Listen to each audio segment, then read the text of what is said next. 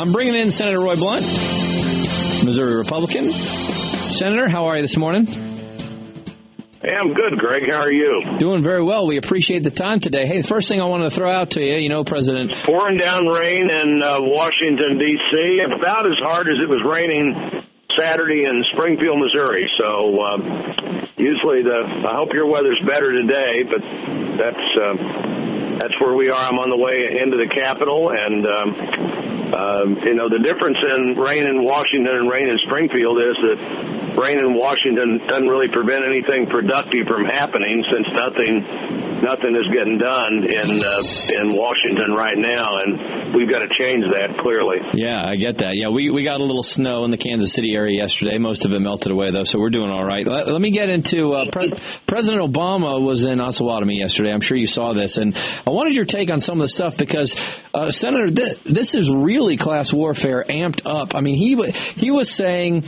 that the Republican idea, your party's idea, that we should have lower taxes and less regulation has never worked. And it doesn't ensure a fair deal for everybody, and people need to pay their fair share. So he's saying we need more taxes, more spending, more borrowing to make it fair for people. What do you say to that? Well, that's exactly what they said for 65 years in Greece and in Italy and in Ireland and in Portugal and in Great Britain and in France and all over Western Europe. And this is just a continuation of the president's goal to make us his vision of what we ought to be, which is just another bigger Western European country. And if the American people have learned anything in the last year and a half from what's happened in Western Europe, it surely is that doesn't work, and you can't let your government get bigger than your economy will support.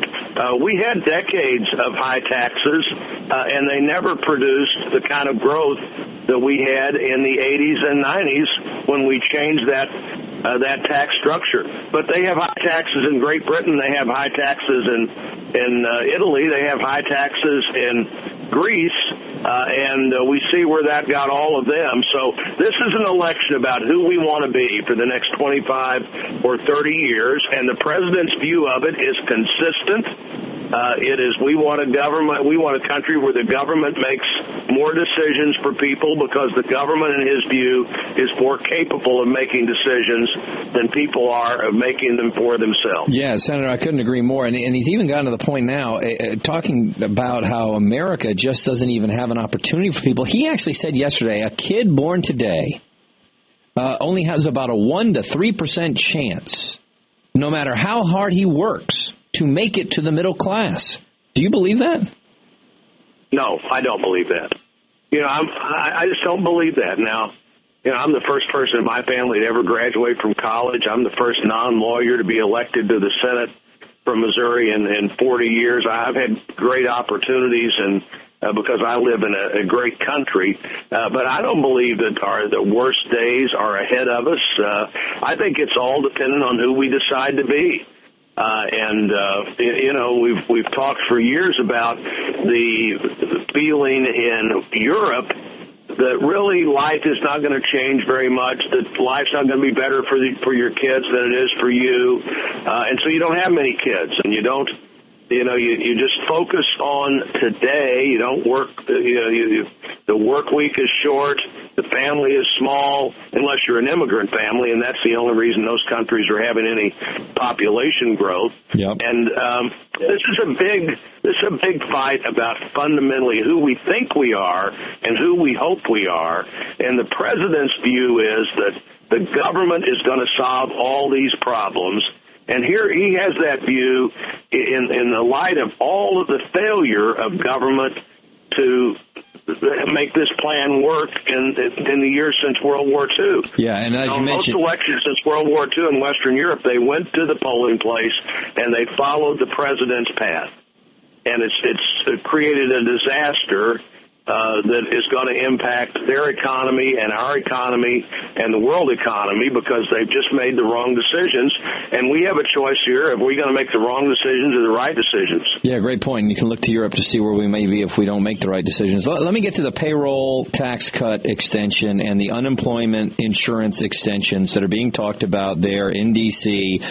And, here's where we are. President Obama tries to make it sound like the Republicans don't want to extend the payroll tax cut, but you guys have put forward your plan of saying, hey, let's extend it, but let's pay for it by reducing the federal workforce by 10% through attrition over the years as people quit and retire, and by reducing some of the benefits that we give in programs to rich people, and by freezing federal pay. And the Democrats say, no, we've got to increase taxes on the rich. Where does this debate stand, and what are the Republicans putting forward to get passed? Well, Greg, I'm sort of a contrarian on that, I guess. I voted against the Democrat plan and the Republican plan. I think the things you mentioned would all be fine if they would produce $150 billion over 10 years, by the way, which we would spend in one year. If they produce $150 billion, fine. Apply that to the deficit we already have. There were 70 people between the Democrats and Republicans in the Senate that voted to extend the payroll tax for another year, the so-called payroll tax holiday, which is very quickly going to become, and the president's discussion has already become the permanent payroll tax. So now if you want to end the holiday, that means you want to increase the tax. They call it the payroll tax because they don't want to call it your contribution to Social Security. I just think it's a big mistake to make Social Security just another government program that's funded some by what you put in and some by borrowed money and some by other tax dollars, rather than a program where it's always been, if you paid in, you and your family were eligible to benefit either from a retirement benefit or from an insurance benefit if you died early. And if you didn't pay in, you weren't eligible for that. It's like the reason people have always supported Social Security and the gasoline tax is they like the idea of a tax that is fair for those who use it. And I just think it's a mistake, though I think it's a mistake we're likely to continue to make. And then next year we'll be right back. We've spent we brought another $150 billion, and next year we're right back saying, okay, now, is this the new permanent rate for the Social Security? Because it certainly won't do the job. And by the way, a lot of people don't pay $1,000 in Social Security. Sure. So many workers would get to where they didn't pay in at all.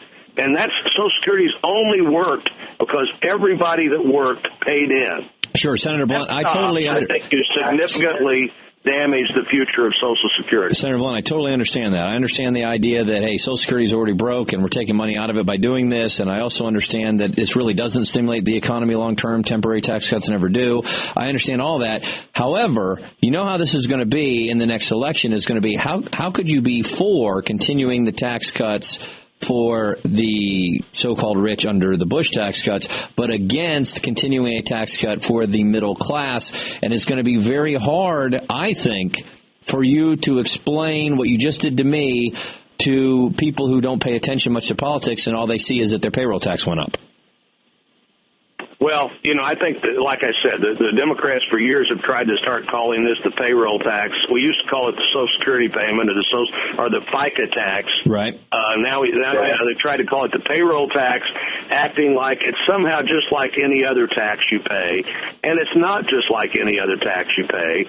And it is the wrong thing to do. I remember very well when I was in the House and one of the leaders in the House, every time gas prices went up, somebody would come to me and say, we really ought to suspend the gas tax for a while. And I'd say, well, now, exactly how do you think we're going to start collecting the gas tax again?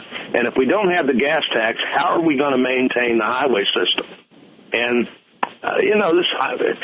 it's going to be extended. 70 people in the Senate voted to extend it. Right. Surely the leaders of the Senate, minority and majority, are good enough they can take 70 votes and figure out how to get 60 of them. Well, then Senator, let me agree on. So it's got to be extended, but I just think it's the wrong thing to do. Sure. Greg, and occasionally you have to take a position of now. If there's some huge package that comes along that is so overwhelmingly positive on one side somehow that who knows what the final vote looks like. Sure. But again, this week, I'll be voting no on the Republican plan and no on the Democrat plan. And this week, neither one of them will pass.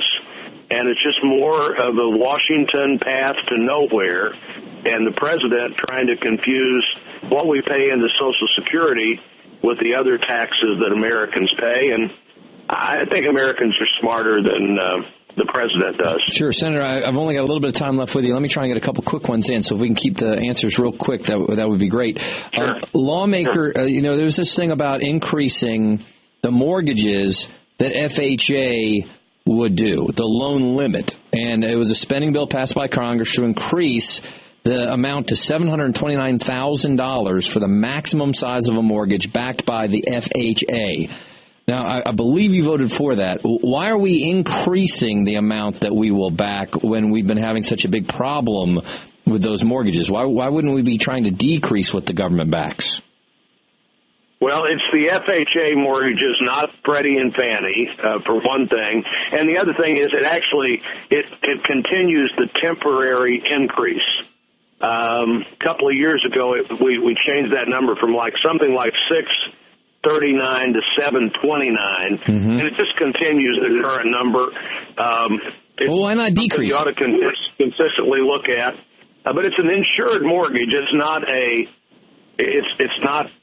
It's not the government giving you money. It's the government saying, okay, if you go through this process and you have this level of down payment and so on and so forth, you can be part of the FHA insured mortgage program. That doesn't necessarily have to cost anybody anything if you issue mortgages that are relatively strong in relation to the value of the house.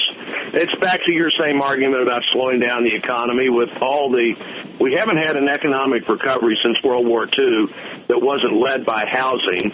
And it did seem to me that $100,000 makes a difference, not a difference in cost as much as a difference in that many more houses that might either be built or sold. And I didn't have a problem with it, though it was and it was part of the overall appropriations bill that we actually did pass through the normal process for the first time in 3 years. Gotcha. Last quick one. Senator Claire McCaskill is working with Senator Collins in Maine to push what they call a bipartisan jobs creation act. It's with this payroll tax cut. It would extend it.